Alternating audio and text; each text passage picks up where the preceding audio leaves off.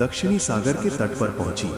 तभी जांबवन ने हनुमान को उनकी वास्तविक शक्ति का स्मरण कराया कि वे पवन पुत्र हैं, असीम सामर्थ्य के स्वामी।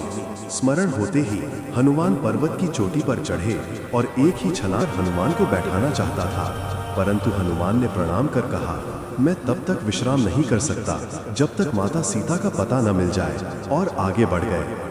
रास्ते में सुरसा ने उनका मार्ग रोका और कहा कि वो देवताओं द्वारा भेजी गई है और हनुमान को अपनी शक्ति साबित करनी होगी।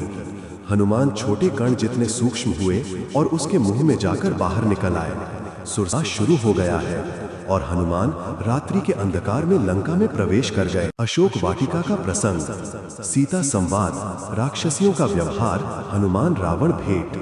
लंका में भटकते हुए हनुमान ने रावण की सभा, महलों और गलियों को देखा, पर सीता कहीं न मिली।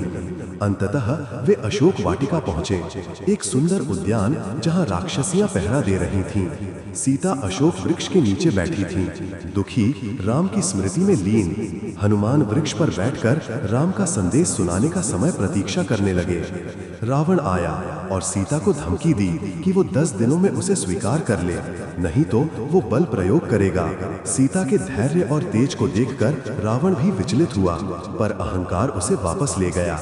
रावण के जाने के बाद हनुमान धीरे से नीचे उतरे और मधुर स्वर में कहा, माता, मैं राम का दूत हूँ। फिर उन्होंने राम की मुद्रिका सीता के चरणों के पास रख दी। सीता पहचान गई और भावुक होकर रो पड़ी। उन्होंने हनुमान को राम के कुशल मंगल की खबर पूछी और अपनी कष्ट भरी स्थिति बताई। हनुमान ने प्रस्ताव रखा, माता, मैं आपको अभी अपने कंधे पर बैठाकर ले जा सकता हूँ। पर सीता ने कहा कि ये राम के व्रत के विरुद्ध होगा, उन्हें ही आकर रावण का वध करना चाहिए। सीता के धैर्य और भक्ति भाव से हनुमान प्रभावित हो गए।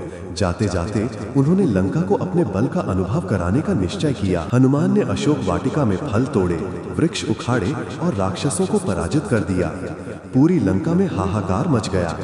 अंततः रावण के पुत्र अक्षय कुमार को उन्होंने युद्ध में मार गिराया। रावण क्रुद्ध हो गया और हनुमान को पकड़कर सभा में लाने का आदेश दिया।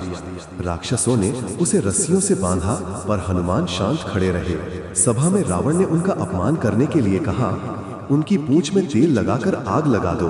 राक्षसों ने उनकी पूंछ पर कपड़े बांधकर उसे अग्नि लगा दी, पर हनुमान ने अपने विशाल रूप में पूंछ को बढ़ाया और फिर अग्नि की ज्वाला से लंका की छतें, महल, गलियां सब आग की लपटों से जल उठीं। स्वर्ण लंका अग्नि में तपने लगी। हर ओर चीखें, धुआं और विनाश फैल गया। हनुमान छतों से कूदते, हवा में उड़ते हुए एक ही मंत्र बोल रहे थे, जय श्री राम। अंत में अशोक वाटिका के पास पहुंचकर उन्होंने देखा कि सीता सुरक्षित है।